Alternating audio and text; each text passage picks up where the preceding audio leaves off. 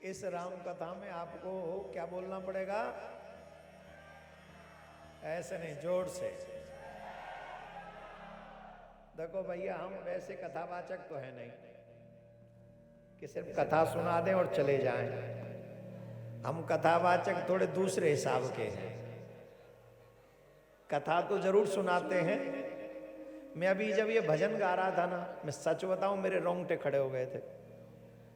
I swear, हृदय आनंदित हो गया था, तन प्रफुल्लित हो गया था। ये मैं खुद फील कर रहा था। आई डोंट नो कि आप क्या फील कर रहे थे, मुझे नहीं पता, लेकिन मैं इस आनंद में सराबोर हो गया था कि मेरे राम ने मुझे चुना है कि तुम जाओ और जब मैं आ रहा हूं तो तुम कथा सुनाओ।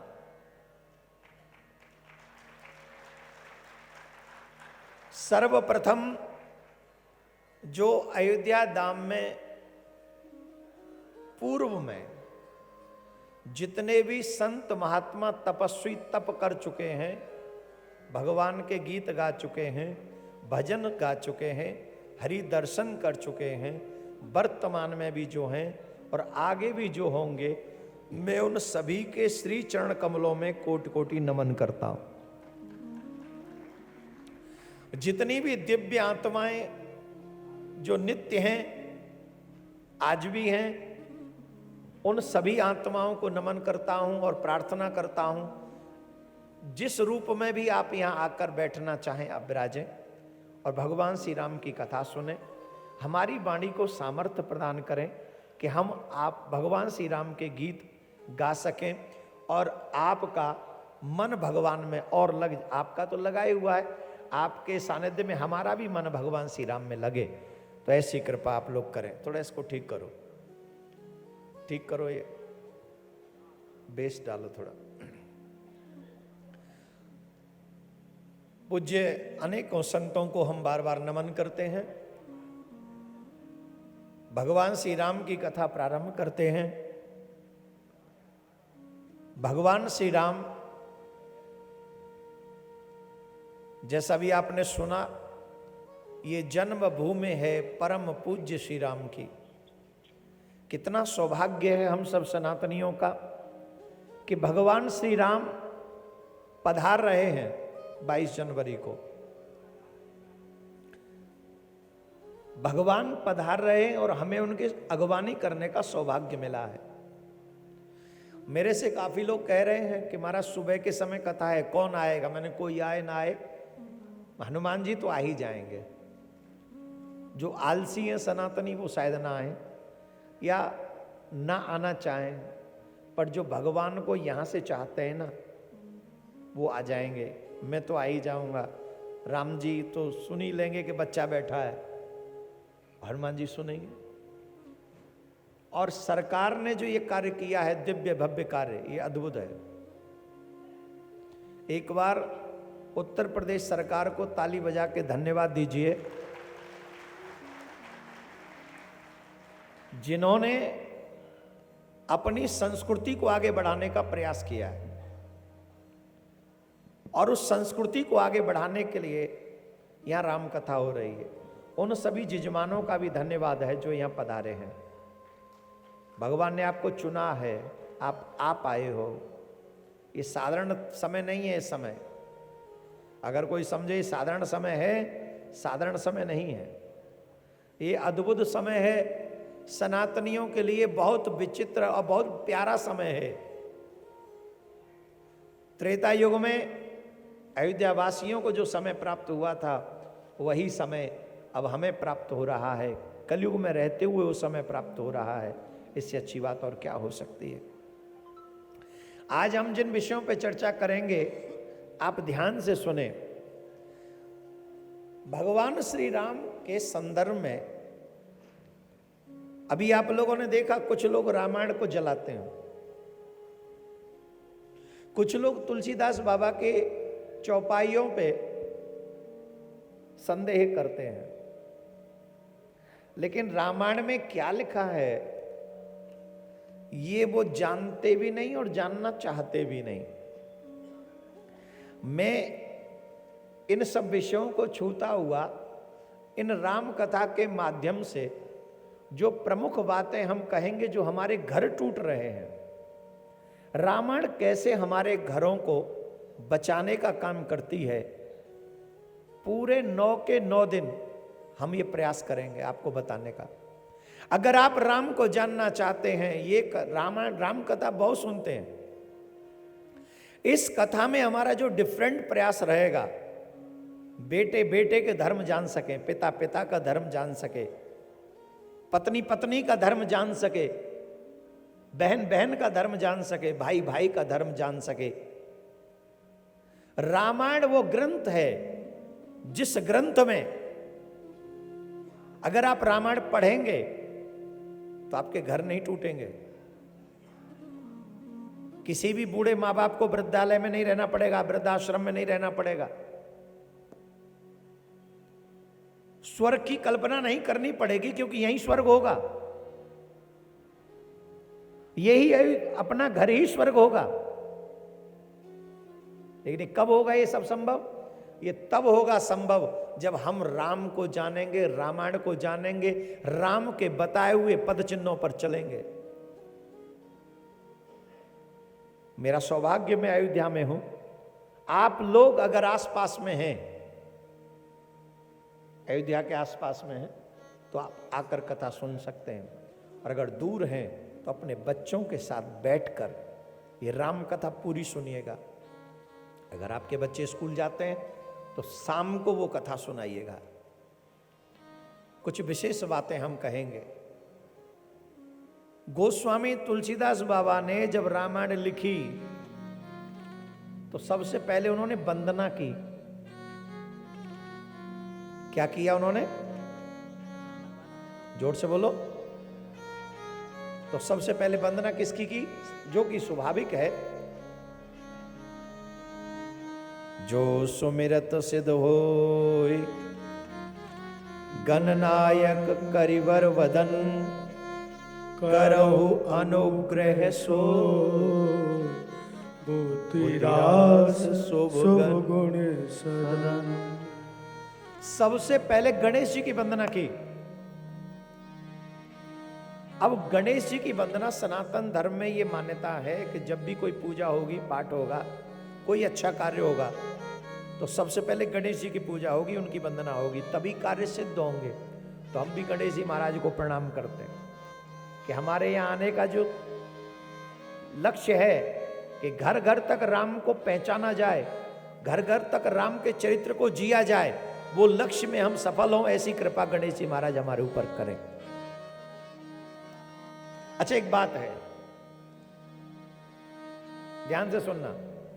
गणेश जी महाराज ही क्यों प्रथम पूजनीय है? क्योंकि गणेश जी की दृष्टि में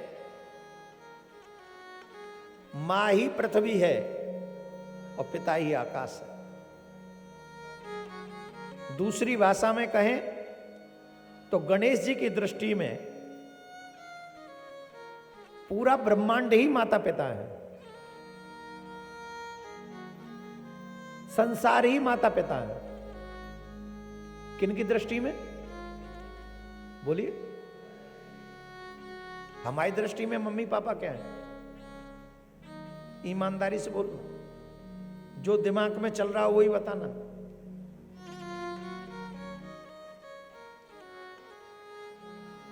जिसने हमें जन्म दिया, जिन्होंने हमें पाला, जिन्होंने हमें शिक्षा दी, जिन्होंने हमें बोलना सिखाया,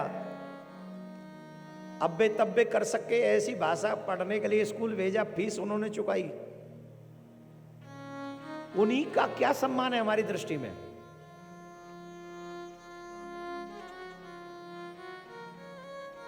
हम लोगों कईयों को तो ऐसा लगता है कि जो माँ बाप है ना, ये बैंक है, इच्छाएं पूरी करने की तिजोरी है, जो हम चाहें वो ये पूरा कर दे, तभी मम्मी पापा हैं, इसके अलावा कुछ नहीं।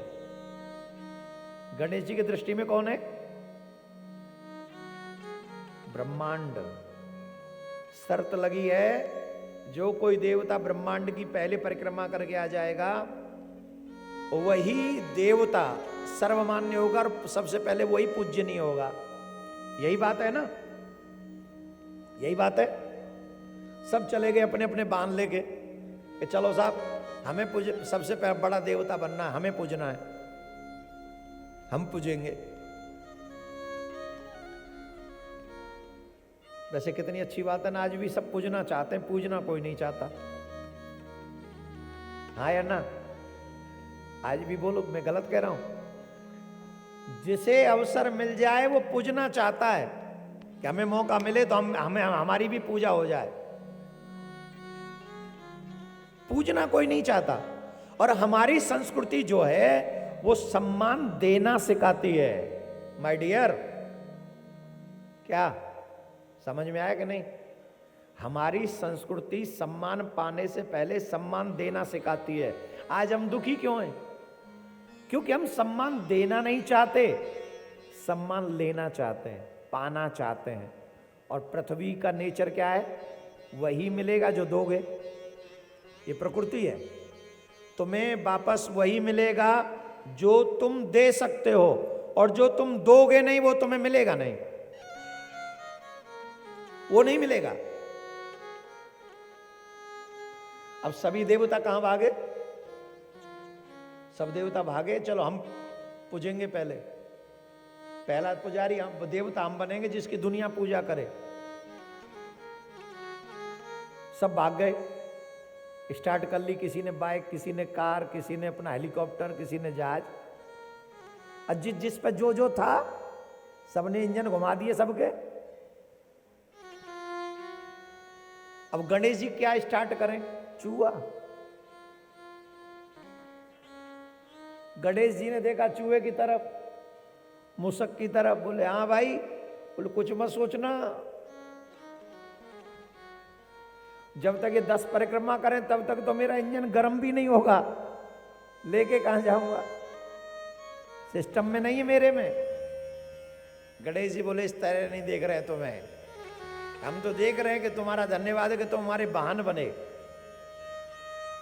अगर तुम हमारे वाहन नहीं होते तो शायद हमें भी अहंकार होता कि हम भी अपनी स्पीड बढ़ा लें, रॉकेट साइंस निकाल लें। लेकिन तुम्हारी वजह से आज हमें बोध हो गया, अब हम तुम्हारे चक्कर में नहीं पड़ेंगे। तो बुद्धि विवेक, गणेश जी को क्या कहते हैं? गजानन भूत गणादि सेवतम कपित जम्बू फल चारु भक्षणम उमासुरम शोक विनाश कारकम नमामि विघ्नेश्वर पाद पंकजम। जो सुमिरत सिद्धि होय। अंत में तुलसीदास बाबा क्या करें अंतिम पंक्ति में कि वही बुद्धि रास, आप बुद्धि की राशि हो, सबको बुद्धि प्रदान करने वाले हो। तो उन्होंने माताजी पिताजी को बैठाला और परिक्रमा कर ली। बोले क्या हो गया? बोले ब्रह्मांड की परिक्रमा हो गई। पिता परमात्मा, पृथ्वी मां, हो गई परिक्रमा। हम सभी ये बात समझ लें, अगर घर में हमारे माता पिता हमारे स्वभाव से प्रसन्न हैं तो सब देवी देवता तुमसे प्रसन्न हैं।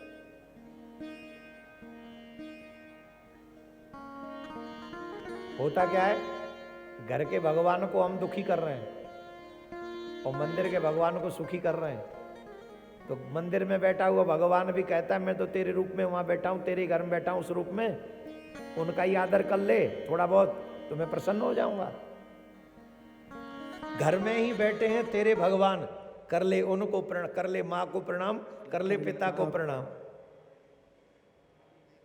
गणेश जी को वंदना इसलिए किया गया, गणेश जी की वंदना हमको सिखाती है। मानो तुलसीदास महाराज हमें बता रहे हो कि हम सबको अपने माता पिता का आदर करना चाहिए।